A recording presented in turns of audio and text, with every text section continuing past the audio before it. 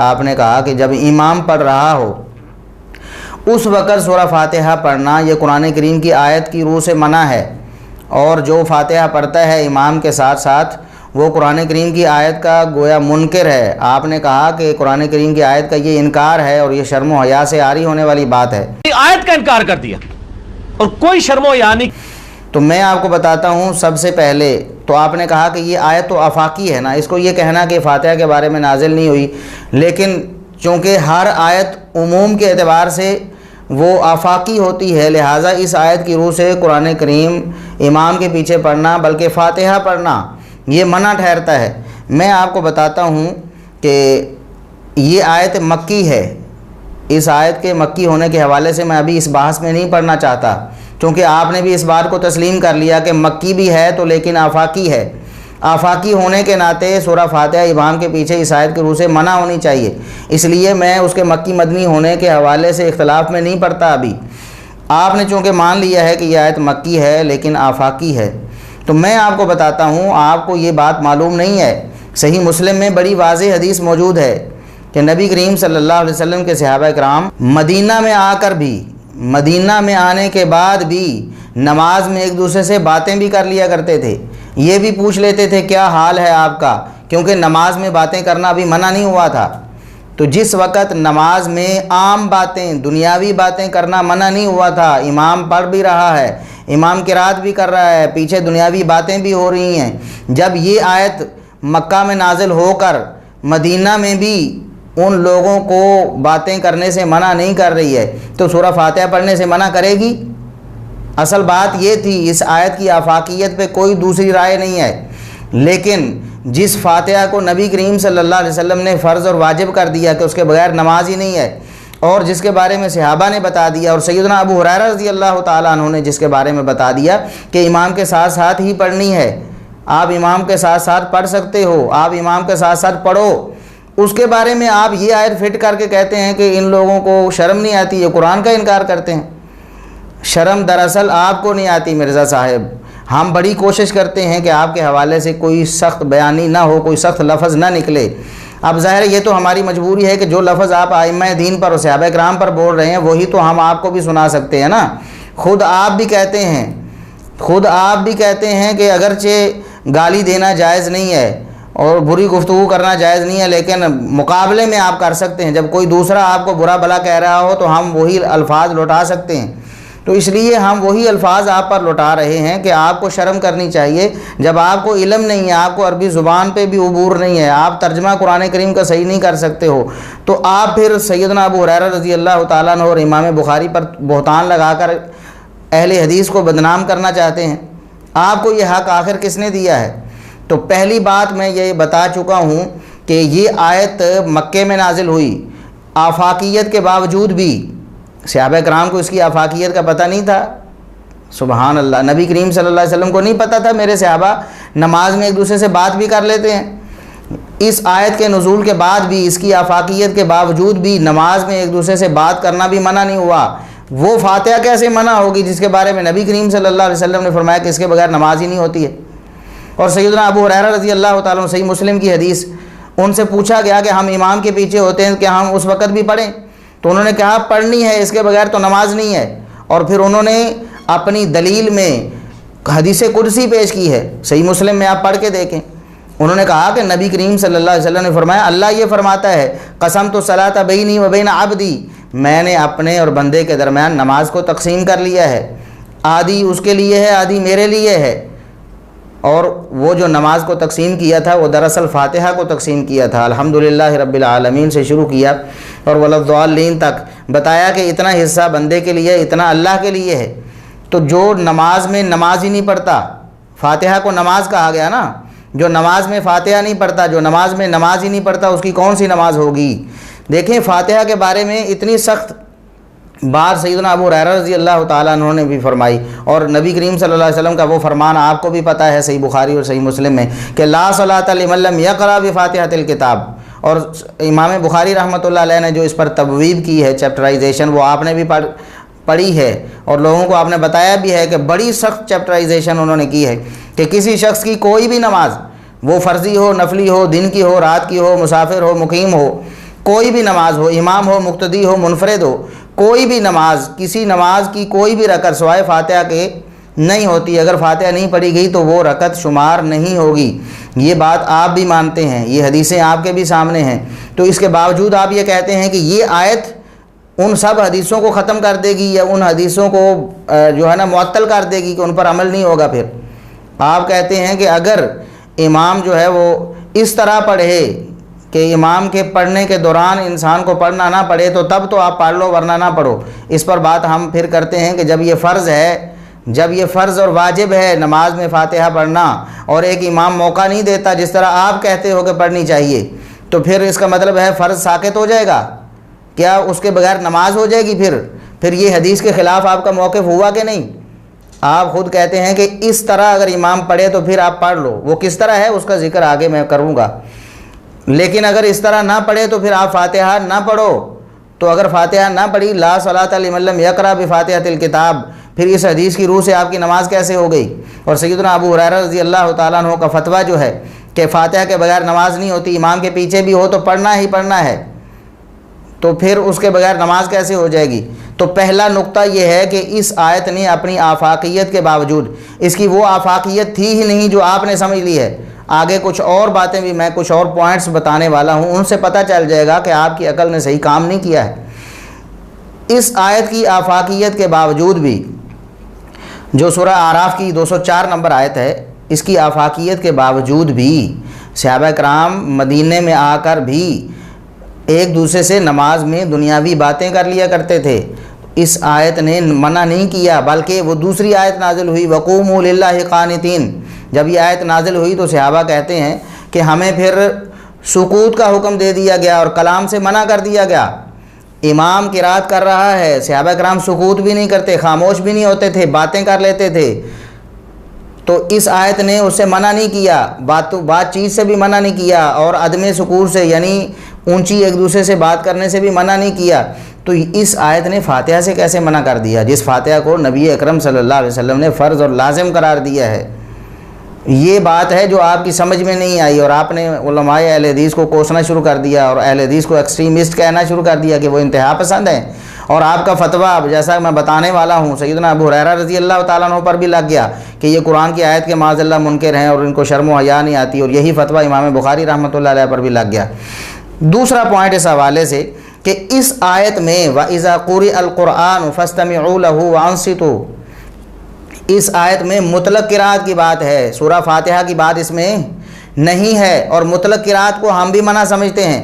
ابو داود کی حدیث نبی کریم صلی اللہ علیہ وسلم نے ارشاد فرمایا لعلکم تقرؤون خلف امامکم، یہ ساری حدیثیں امام بخاری رحمۃ اللہ علیہ کی جزء القرات میں موجود ہیں، یہ آپ کو نظر نہیں آئی ہیں، اور آپ نے اہل حدیث کو انتہا پسند کہہ دیا اور ان کو کہا کہ یہ آیتیں قرآنی کے منکر ہیں۔ نبی کریم صلی اللہ علیہ وسلم کے پیچھے صحابہ نے قرات کی تو آپ نے سلام پھیرنے کے بعد پوچھا لعلکم تقرؤون خلف امامکم، مجھے ایسے لگتا ہے تم میرے پیچھے امام کے پیچھے پڑھ رہے ہو۔ آوازیں آپ صلی اللہ علیہ وسلم کے کان میں آ رہی تھیں، اس وجہ سے آپ صلی اللہ علیہ وسلم کو قرات کرنے میں مشکل ہو رہی تھی۔ آپ نے فرمایا میرے پیچھے پڑھتے ہو؟ صحابہ نے کہا اللہ کے رسول پڑھتے ہیں۔ آپ نے فرمایا لا تفعلوا الا بفاتحۃ الکتاب، فاتحہ کے علاوہ کچھ نہ پڑھا کرو، اور وہاں واضح الفاظ ہیں کہ جب میں اونچی آواز سے پڑھ رہا ہوں، اذا جہرت، جب میں اونچی بلند آواز سے قرآن کی قرات کر رہا ہوں اس وقت سوائے فاتحہ کے کچھ اور نہ پڑھو۔ تو جب فاتحہ کو آپ صلی اللہ علیہ وسلم نے خود مستثنا کر دیا، فرما دیا کہ میں جب پڑھ رہا ہوں اس وقت فاتحہ کے علاوہ کچھ نہیں پڑھنا، اس کا مطلب یہ ہے کہ قرآن کریم کی اس آیت سے اگر نماز میں قرات کی بات ہے تو یہ مطلق قرات ہے، فاتحہ اس سے مراد نہیں ہے، کیونکہ نبی کریم صلی اللہ علیہ وسلم نے خود فرمایا جب میں اونچی آواز سے پڑھ رہا ہوتا ہوں تو سوائے فاتحہ کے کچھ نہ پڑھا کرو۔ آپ کا مقدمہ مرزا صاحب نبی کریم صلی اللہ علیہ وسلم کی حدیث سے ہی ختم ہو گیا ہے۔ تیسرا پوائنٹ یہ ہے کہ نماز کا آغاز انسان تکبیر تحریمہ سے کرتا ہے۔ جب آپ آئیں گے امام صاحب قرات کر رہے ہیں، آپ نے نماز میں شامل ہونا ہے نا، نماز میں شامل کیسے ہوں گے مرزا صاحب؟ آپ ظاہر آپ اللہ اکبر کہیں گے نا، اللہ اکبر کہیں گے اس وقت جب امام قرات کر رہا ہے بلند آواز سے، اس وقت آپ کی کہی ہوئی اللہ اکبر کیا قرآن کی اس آیت کے منافی ہوگی یا نہیں ہوگی؟ اگر آپ کہیں کہ اس وقت اللہ اکبر کہنا بھی قرآن کی اس آیت کا انکار ہے تو پھر آپ بتائیں لوگوں کو کہ آپ نماز کیسے شروع کریں گے؟ یا اس وقت تک آپ خاموش ہو کے کھڑے ہو جائیں جب تک امام قرات ختم نہ کر لے اور رکعت ختم نہ ہو جائے، اور جب رکعت ختم ہو جائے امام رکوع میں چلے جائے تو تب آپ رکعت ضائع کر کے پھر امام کے ساتھ ملیں۔ یہ بات آپ کو سمجھ آ رہی ہے نا مرزا صاحب؟ جب آپ نے نماز میں شامل ہونا ہے، امام قرات کر رہا ہے، وہ فاتحہ پڑھ رہا ہے، فاتحہ کے بعد قرات کر رہا ہے، قرآن کی آیت اگر اس قرات سے روکتی ہے، فاتحہ کی قرات سے، تو اللہ اکبر کہنے سے کیوں نہیں روکے گی؟ بلولا روکے گی نا۔ اللہ اکبر کہنا بھی تو منع ہونا چاہیے نا۔ قرآن پڑھا جائے تو بس خاموش ہونا ہے، جو مطلب اور مفہوم آپ لے رہے ہیں۔ تیسری بات یہ ہے، اس میں احناف تو مطلب وہ تو واضح طور پر اور بھی کچھ کر لیتے ہیں نا، وہ تو سنتے فجر کی بھی پڑھنے کی اجازت دے دیتے ہیں امام قرات کر رہا ہو۔ بہرحال آپ چونکہ اس موقف کے حامل نہیں ہوں گے تو کم از کم نماز شروع کرنے کے تو آپ بھی قائل ہیں نا کہ امام قرات کر رہا ہو تو نماز شروع کر سکتے ہیں آپ، تو ظاہر اللہ اکبر کر کے شروع کریں گے، اس وقت قرآن کی آیت کا کیسے انکار کریں گے، اور اس وقت آپ شرم و حیا سے کیا عاری ہو جائیں گے۔ چوتھی بات اس حوالے سے یہ ہے کہ حفظ کی کلاس ہوتی ہے، بچے قرآن کریم پڑھ رہے ہوتے ہیں،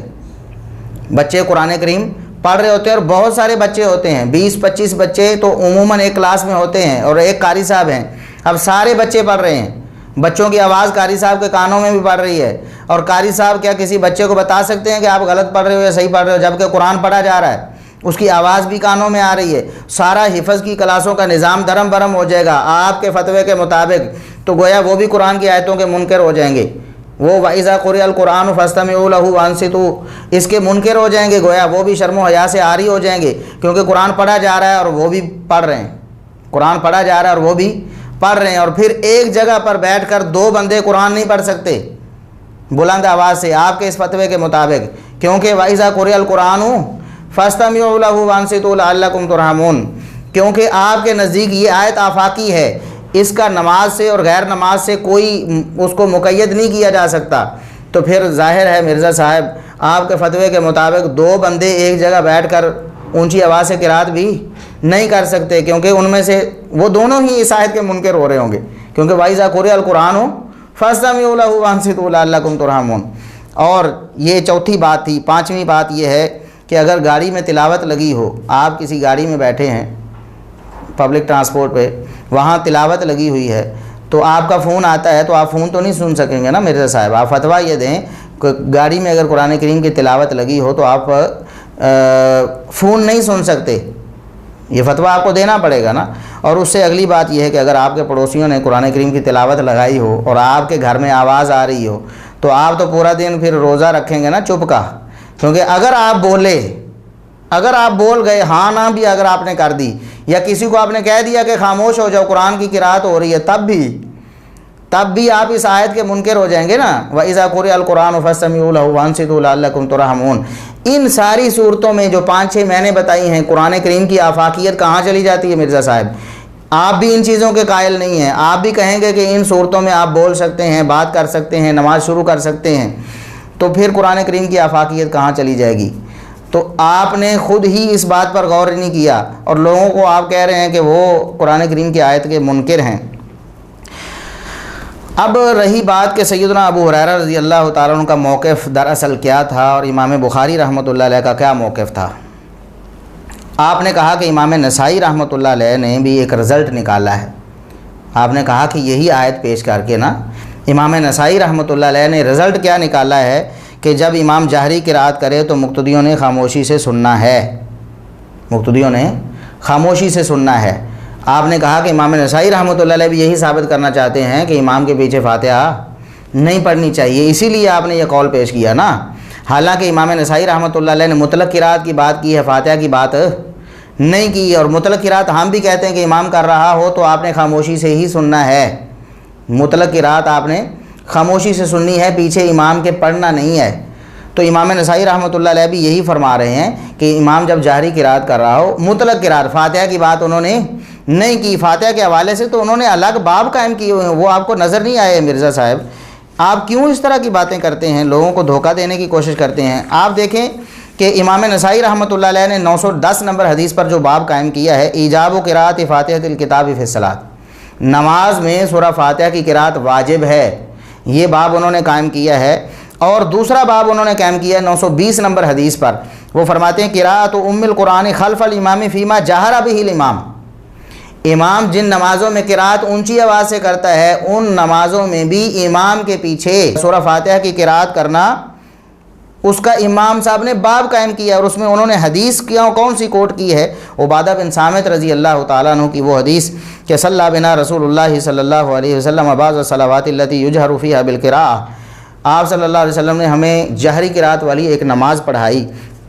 فقال، پھر آپ نے فرمایا نماز کے بعد، لا یقرأن احد منکم اذا جہرت بالقراءۃ الا بام القرآن،